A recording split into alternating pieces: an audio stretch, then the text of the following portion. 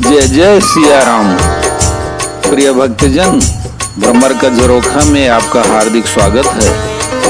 पिछले अंक में आपने देखा कि अंगद रावण के दरबार में है और प्रभु की शरण में जाने के लिए उसे तरह तरह से समझा रहा है, लेकिन रावण किसी भी तरह से मानता नहीं और अंगद को ही बातें सुना रहा है।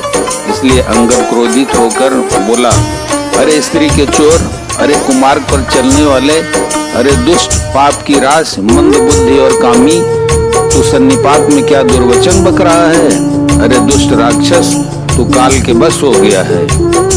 इसका फल तू आगे बानर और भालुओं के चपेटे लगाने पर पावेगा। राम मनुष्य हैं, ऐसा वचन बोलते ही अरे अभिमानी, तेरी जीभें नहीं गिर पड़ती। गिरिय रसना संशय नाई, सिरनि समेत समर मई माही। इसमें संदेह नहीं कि तेरी जीभें अकेले नहीं, वरन सिरों के साथ रणभूमि में गिरेंगी। सोनर क्यों 10 कंध, बाली बध्यो जही एक सर, 20 लोचन अंध, दिगतव जन्म कुजाति जड़।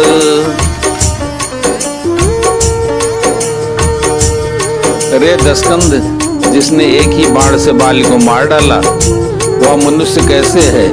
अरे कुजाति, अरे जड़, 20 आंखें होने पर भी तू अंधा है, तेरे जन्म को धिक्कार है।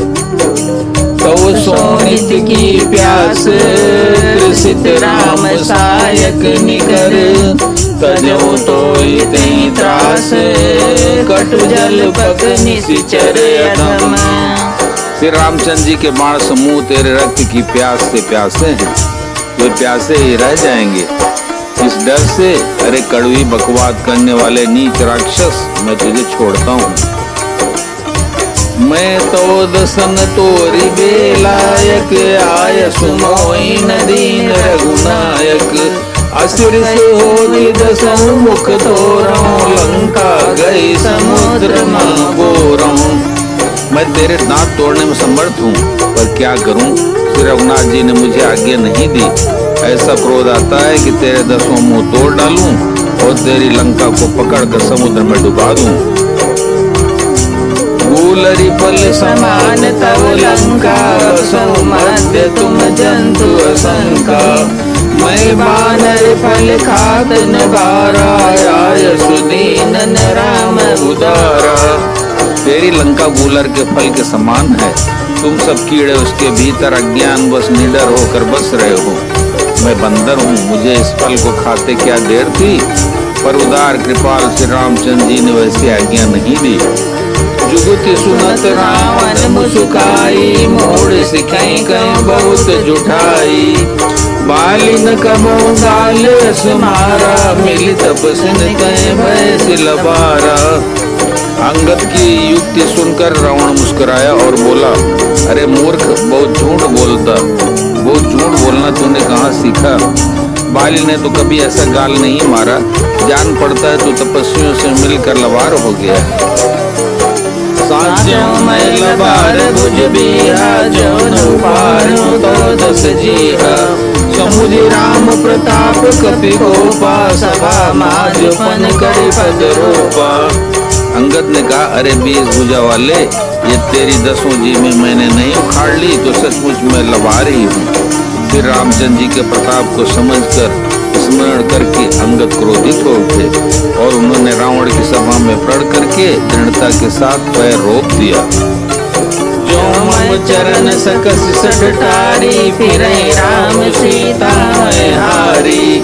सुनो सुबट सब कह 10 सीसा, पद गए धरनी पछारों की सा। और कहा, अरे मूर्ख, ये तू मेरा चरण हटा सके तो श्री राम जी लौट जाएंगे। मैं सीता जी को हार गया। रावण ने कहा, हे सबीरों सुनो, पैर पकड़कर बंदर को पृथ्वी पर पछाड़ दो। इंद्रजीत अधिक बलवाना, हरसी उठे चाहता बटनाना। झपटई करि बल विपुल उपाई, पद नटरई बैठई सिरुनाई। इंद्रजीत, मेघनाद आदि अनेकों बलवान योद्धा जहाँ तहाँ से हर्षित होकर उठे। वे पूरे बल से बहुत से उपाय करके झपटते हैं, पर पैर टलता नहीं तो सिर ऊंचा करके फिर अपने अपने स्थान पर जा बैठ जाते हैं।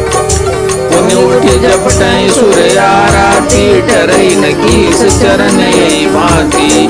पुरुष कुजोगी जिमि उर्गारी, मोह मिटप नहीं सकई उपारी। काकभूषणी जी कहते हैं युवे देवताओं के शत्रु राक्षस फिर उठकर झपटते हैं, परंतु ये सर्पों के शत्रु गरुड़ जी, अंगद का चरण उनसे वैसे ही नहीं टलता जैसे कुयोगी विषयी पुरुष मोह रूपी वृक्ष को नहीं उखाड़ सकते। कोटिन मेघनाद सम सुबट उठे हर साई, झपटई डरे न कपि चरण, पुनि बैठई सिर नाई। करोड़ों वीर योद्धा जो बल में मेघनाद के समान थे हर्षित होकर उठे। वे बार बार झपटते हैं पर बानर का चरण नहीं उठता, तब लज्जा के मारे सिर नवाकर बैठ जाते हैं। भूमि न छाड़त कपि चरण, देखत रिपुमद भाग। कोटि विघ्न ते संत कर, मन जिमि नीति न त्याग। जैसे करोड़ों विघ्न आने पर भी संत का मन नीति को नहीं छोड़ता, वैसे ही वानर अंगद का चरण पृथ्वी को नहीं छोड़ता। यह देखकर शत्रु रावण का मद दूर हो गया। कपि बल देखि सकल ही हारे, उठाया कपि कहे परचारे। गात चरण गवाली कुमारा, मम पद कहे न तोर उबारा। अंगद का बल देखकर सब हृदय में हार गए। तब अंगद के ललकारने पर रावण स्वयं उठा। जब वह अंगद का चरण पकड़ने लगा तब बाल कुमार अंगद ने कहा, मेरा चरण पकड़ने से तेरा बचाव नहीं होगा। गहसिन राम चरण सट जाई, सुनत फिरा मन अति सकुचाई। भयो तेज अति श्री सब गई, मध्य दिवस जिम शशि सोहई। अरे मूर्ख, तू जाकर श्री राम जी के चरण क्यों नहीं पकड़ता? यह सुनकर वह मन में बहुत ही सकुचा कर लौट गया। उसकी सारी स्त्री जाती रही। वह ऐसा तेजहीन हो गया जैसे मध्याह्न में चंद्रमा दिखाई देता है। सिंहासन बैठे सिर नाई, मानव संपत्ति सकल गवाई। जगदात्मा प्राणपति रामा, तासु विमुख की मिला विश्रामा। वह सिर नीचा करके सिंहासन पर जा बैठा, मानो सारी संपत्ति गंवा कर बैठा हुआ। श्री रामचंद्र जी जगत भर के आत्मा और प्राणों के स्वामी हैं। उनसे विमुख रहने वाला शांति कैसे पा सकता है? उमा राम की ब्रिकुट बिलासा, होई विश्व पुनि भावई नासा।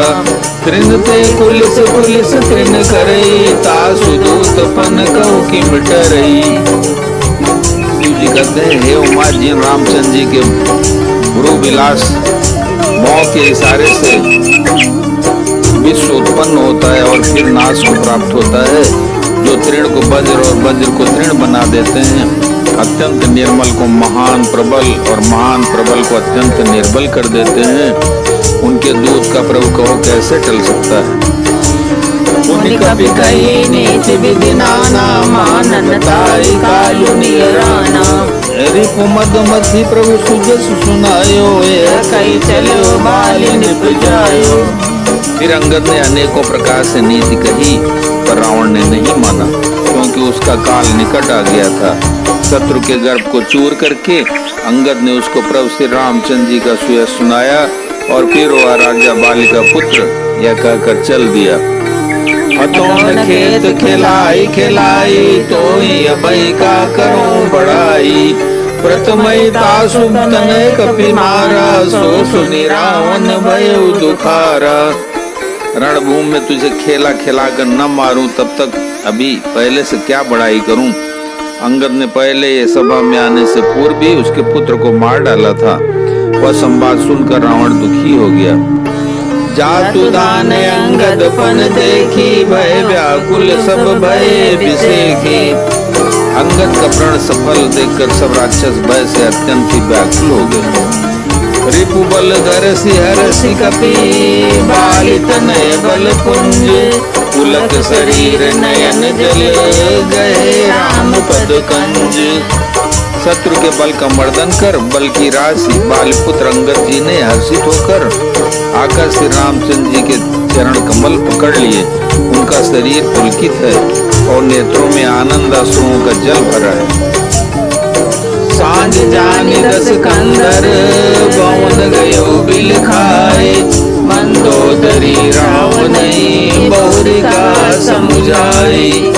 संध्या हो गई जानकर दशग्रीव बिलखता हुआ उदास होकर महल में गया। मंदोदरी ने रावण को समझाकर फिर कहा, बोलो सियावर रामचंद्र की जय, उमापति महादेव की जय, पवन सुत हनुमान की जय।